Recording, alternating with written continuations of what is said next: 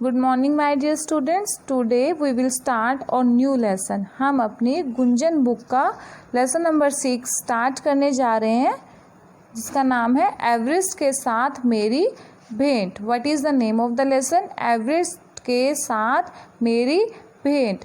Everest क्या है बेटा? एवरेस्ट जो है हिमालय की सबसे ऊंची चोटी है, सबसे ऊंचा पहाड़ है। ओके, जो ये लेसन हम रीड करने जा रहे हैं, ये बचेंद्री पाल ने अपने बारे में बताया है कि जब उन्होंने एवरेस्ट में पहली बार चढ़ाई करी थी तो उनका कैसा एक्सपीरियंस रहा। So let us read this lesson my dear students. हिम्मत और हौसले से व्यक्ति कठिन से कठिन काम को भी सरल बना लेता है। बचपन से पर्वतों पर चढ़ने का सपना देखने वाली बचेंद्री पाल ने अपने साहस, आत्मविश्वास से अपना सपना क्या कर लिया? पूरा कर लिया डियर स्टूडेंट्स। वे विश्व की सबसे ऊंचे शिखर पर पहुंचने वाली पहली भारतीय महिला बनी। ठीक है, आपको पता चला कि हु इज़ बचेंद्री पाल? बचेंद्री पाल कौन थे? वे विश्व में सबसे ऊंचे पर्वत पर चढ़ने वाली पहली भारतीय महिला थी, यानी फर्स्ट वुमेन थी वो इंडिया की। ओके, तो हम यह सब इस पार्ट में जानेंगे। Let us start. Colonel Khullar ने साउथ कोल तक की चढ़ाई के लिए 3 शिखर दलों के 2 समूह बना दिए। ठीक है, कर्नल खुलर कौन थे? जो उनके हेड थे माय डियर स्टूडेंट्स। और उन्होंने क्या किया?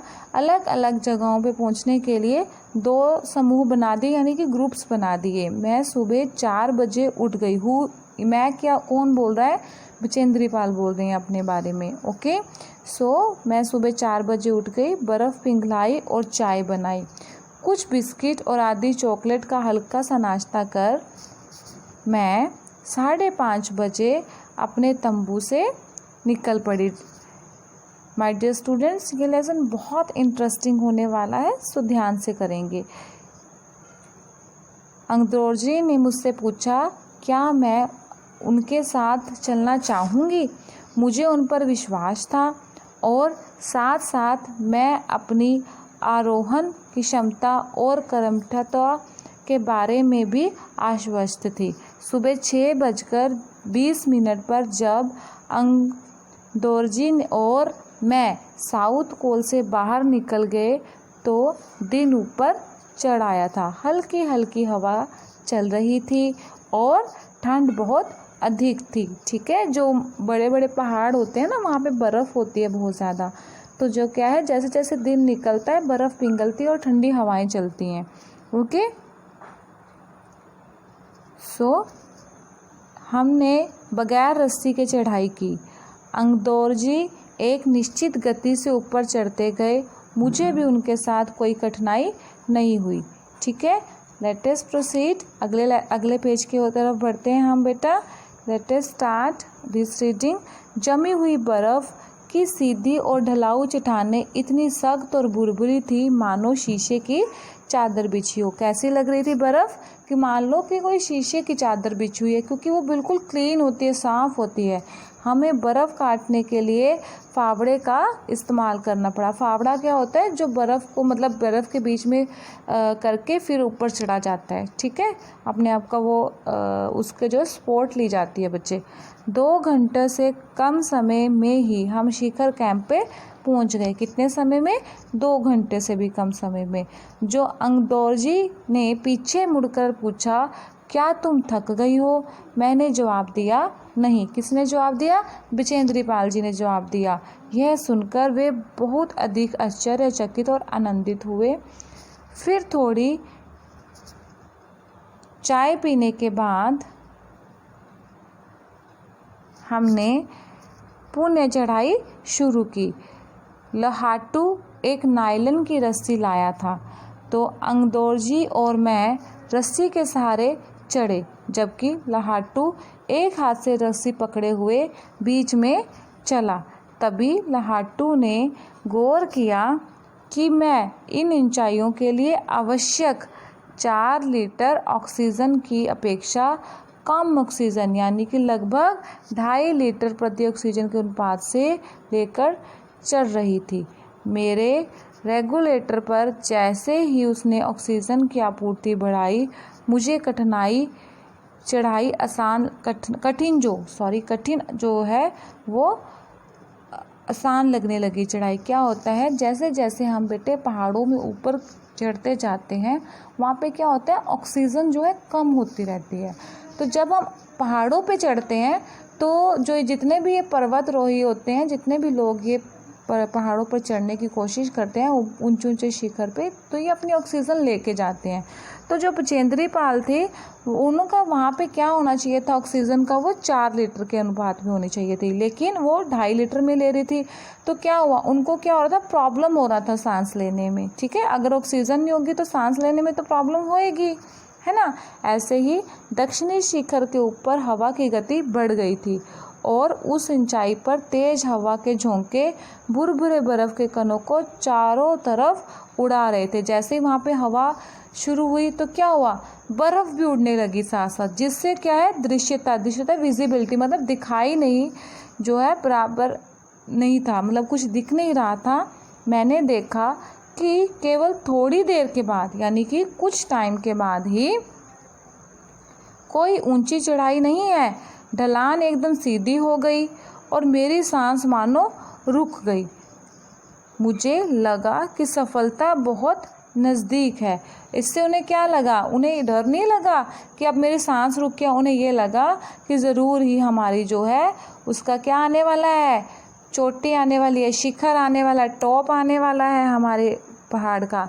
तो कब, 23 मई 1984 यानी कि 23 मई 1984 के दिन दोपहर के 1:60 पर मैं एवरेस्ट चोटी पर खड़ी थी। कौन खड़ी थी, बचेंद्री पाल।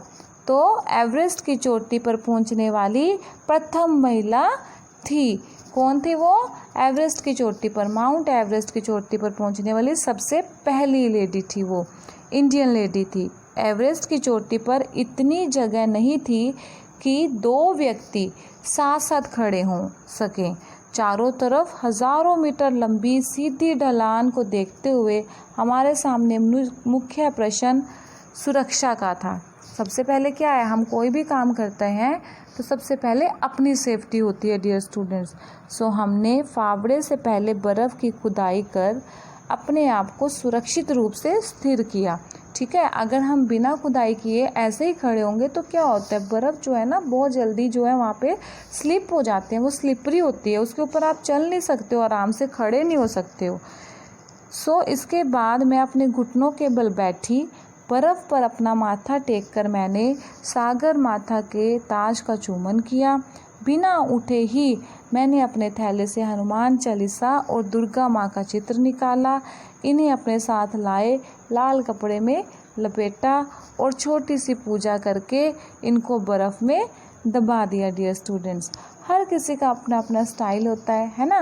तो उन्होंने ऐसे किया, इन्हें अपने उठकर मैं अपने दल नेता अंगदौरजी के प्रति आदर भाव से झुकी। उन्होंने मुझे गले लगाया। कुछ देर के बाद सीनम पुलजर पहुँचे और उन्होंने हमारे फ़ोटो लिए। ठीक है, आगे हम रीड करते हैं, बहुत ही इंटरेस्टिंग लेसन है। इस समय तक लाहाटू ने हमारे नेता को एवरेस्ट पर हमारे पहुंचने की क्या दी, सूचना दे दी थी। तब मेरे हाथ में वॉकी टॉकी दिया। कर्नल खुलर, कौन थे उनके लीडर, कर्नल खुलर ने मुझे बधाई दी और बोले कि देश को तुम पर गर्व है। हमने शिखर पर कुछ समय व्यतीत किया और अपनी वापसी यात्रा 1:55 पे आरंभ करी। ठीक है, तो अंगदौरजी और मैं साउथ कोल पर 5:30 बजे तक पहुंच गए। साउथ कोल से शिखर तक और वापस साउथ कोल तक पहुंचने की यात्रा चोटी पर रुकने सहित 10 घंटे 40 मिनट में पूरी करने पर सब ने उन्हें क्या दी, बधाई दी। देखिए, इतनी ऊंचाई पर चढ़ने के बाद जब वो वापस आई तो कितना टाइम लगा उन्हें, सिर्फ 10 आवर्स लगे बेटा, 10 आवर्स 40 मिनट उनको लगे। Okay, let us proceed. मैं जब अपने तंबू में लौट रही थी तो मैंने मेजर कुमार को कर्नल खुल्लर से वायरलेस पर बात करते सुना। आप विश्वास करें या ना करें श्रीमान, बचेंद्री केवल 3 घंटे में ही नीचे वापस आ गई है और उतनी ही चुस्त दिख रही है जितनी वह आज सुबह चढ़ाई शुरू करने से पहले थी। मीन्स उन्हें जरा से भी थकान महसूस नहीं हुई। तो मुझे पर्वतारोहण में श्रेष्ठता के लिए भारतीय पर्वतारोहण संघ का प्रतिष्ठित स्वर्ण पदक और अन्य अनेक सम्मान और पुरस्कार प्रदान किए गए। किन्हें? बचेंद्री पाल जी को। और पद्मश्री और प्रशिष्ट अर्जुन पुरस्कार की भी घोषणा की गई। सबके आकर्षण और सम्मान का केंद्र होना मुझे बहुत अच्छा लगा। ये सब जो है बचेंद्री पाल जी ने अपने बारे में बताया है dear students. Okay, I hope कि आपको ये लेसन समझ में आ गया होगा और इंटरेस्टिंग भी लगा होगा। Thank you, have a nice day.